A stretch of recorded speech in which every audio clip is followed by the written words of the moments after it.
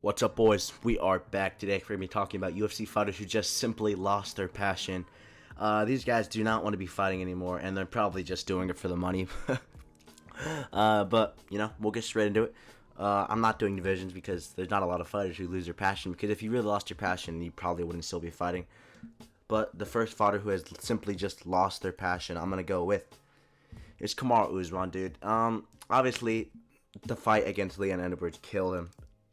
This man was on track to probably beat GSP in the welterweight GOAT debate for one more minute against Leon Edwards. He's on a losing streak. He lost to Leon, obviously, with a head kick. Then he lost in a decision, which I think was actually pretty close. I think maybe Usman won it.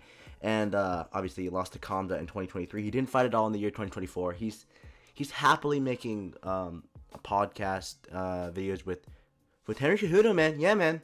Yeah. I would hate to be Kamaru Usman having to deal with that guy. But, this guy does not want to fight anymore. He doesn't have interest. He has zero cartilage in his knees anymore, so what's the point as well? His reign's over. He's old. He says he wants to return, but if he really wanted to return, you'd be trying. Apparently, he got offered to fight Shavkat for the interim title, but didn't take it, and they gave it to Ian Gary, so that's him. If he really wanted to fight, again, I believe he would have taken that fight. So I think Kamaru Usman has lost his passion for the sport. I can't say lost his passion. Maybe he's lost his passion for fighting, because obviously he's still involved in the sports world, coming to UFC events. Maybe it's just he's lost his passion for fighting, and that's it. The next fighter I'm going to move on to, it's going to shock some people. Not really. Brian Ortega. For me, Brian Ortega hasn't been the same since he was good. Obviously, since that Max Holloway fight, he's just been pretty inconsistent. And I think the last really good variant we've seen was him against Volk. Obviously, he had that guillotine locked in on Volk. Volk didn't tap. But still, dude, he's been so inconsistent. He picked up a loss to Yair Rodriguez, and then he won't beat Yair Rodriguez. And then, obviously, he's coming after that loss to Diego Lopez. And, well, if you look at this man's build, you can see that he doesn't really trying anymore, dude. I mean, maybe he's trying to bulk up for that move to lightweight, but he hasn't really said anything about it. He's just looking like a fat featherweight right now. That's what losing Tracy Cortez does to you, man. And I would hate to be this guy losing Tracy Cortez like that. But still, dude, I just feel like every time he goes out there, he doesn't want to be out there. It's one of those things. You just feel it. Like that Diego Lopez fight. His walkout was mid. I know it's just the little things, dude. Obviously, he's still a great fighter. He almost got slumped in the first round by Diego Lopez. It's like he doesn't even want to fight anymore. So that's why I have T-City, Brian Ortega, on my list. The next fighter I'm going to go into is going to be someone who recently fought UFC 310. Someone who recently lost, actually. Someone who actually lost their last fight. Not really, though, because it was a robbery. It's going to be Cyril Gane. Cyril Gane actually beat Alexander Volkov on the judges' scorecard, not on mine, and not on a lot of people's as well. He beat Alexander Volkov, and it was a robbery win, like I said, split decision. He didn't really push. I mean, Volkov was doing everything he can, spinning back fists. He was pulling out some crazy stuff, and I thought he got the nod, and he didn't. He didn't, and you could just tell. Cyril Gane walked out of the cage immediately. He was like, he thought he lost that. He was disappointed. Volkov was the one who looked like he actually won it, and then Volkov was happy. Volkov knew he won it. Cyril Gane had his head down. That's not the face of someone who just want to fight. Cyril Gane lost his passion after the Francis Ngannou lost. He's over here making movies for some reason instead of actually trying to become a better MMA fighter, and he hasn't improved since that Francis Ngannou fight. He lost to John Jones because he doesn't have a grappling. He doesn't have any ground game, and maybe we saw a little bit of an improvement in that Volkov fight. Still, though, he needs to be putting in way more work if he ever wants to be a decent contender in future years. Tom Aspinall was going to kill him.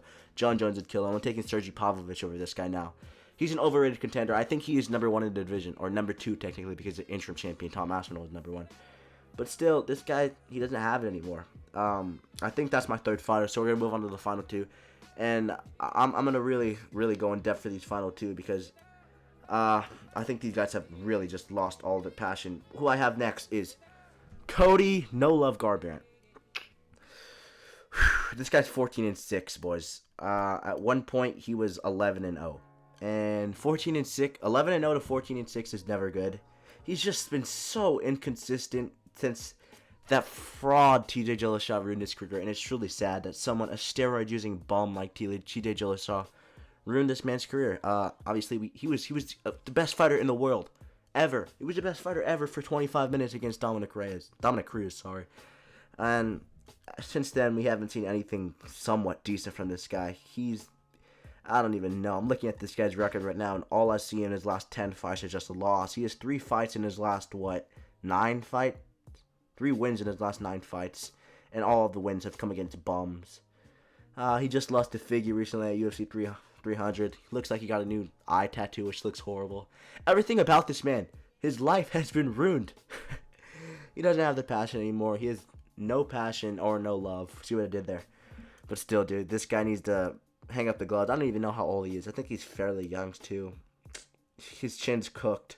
And, there's nothing you can do with a cooked chin. When your chin is cooked, you can't do anything about it, buddy. The next fighter I have, the final fighter, I think this guy's the reason I made this video. I was thinking about it. I was like, when was the last time this guy fought? And it was against Sean Strickland. Last time this guy fought was against Sean Strickland at UFC 302, which is Paulo Costa. This guy was, 13-0 at one point? He's 14-4 right now. Israel Adesanya annihilated this man for 5 rounds. No, not 5 rounds, but 2 rounds until the KO. He humped him. Ever since that hump, Paulo Costa hasn't been the same, dude. He lost to Marvin Vettori. How do you lose to blobhead Marvin Vettori? He lost to Robert Whittaker, which is not a bad loss. And he lost to Sean Strickland. I don't know why they're feeding this guy to the wolves. I mean, Sean Strickland, Robert Whittaker, back-to-back fights. Jeez, dude.